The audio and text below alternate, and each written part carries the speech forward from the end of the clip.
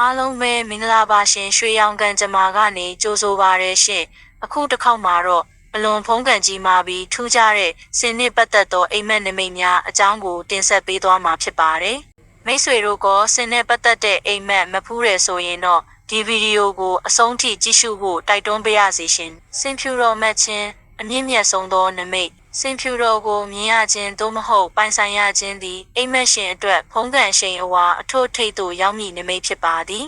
မိမိဂုံသတင်းသည်လူအများကြားတွင်ရေပန်းစားကြော်ကြားလာတတ်ပြီးမမျှော်လင့်ပဲထူးခြားသည့်လက်လာပါကြီးများဝင်လာတတ်ပါသည်အထူးသဖြင့်အစိုးရနှင့်ပတ်သက်သောကိစ္စများသို့မဟုတ်ကြီးမားသောအဖွဲ့အစည်းများတွင်အောင်မြင်မှုအကြီးအကျယ်ရရှိမည့်အတိတ်နမိတ်ဖြစ်ပါသည်စင်စည်းရခြင်းယာရုအဆင့်တန်းမြင့်မားခြင်းအိမ်မက်ထဲတွင်စင်ကိုကြမ်းကျင်စွာစီးနှင်းနေရသည်ဟုမတ်ပါကမိမိထက်အဆင့်တန်းမြင့်သူများ၏မြောက်စားချီးမြှင့်ခြင်းကိုခံရမည်ဖြစ်ပါသည်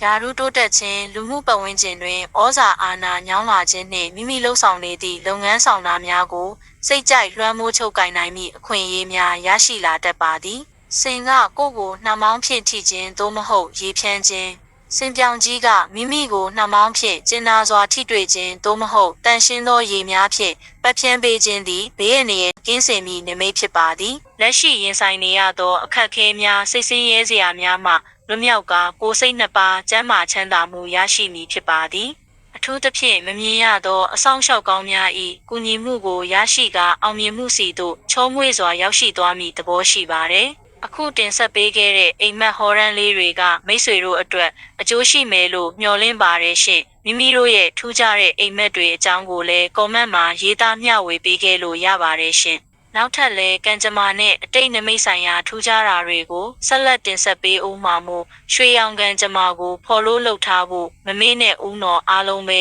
ကောင်းမွန်တဲ့ကံကြမ္မာတွေကိုပိုင်ဆိုင်နိုင်ကြပါစေရှင်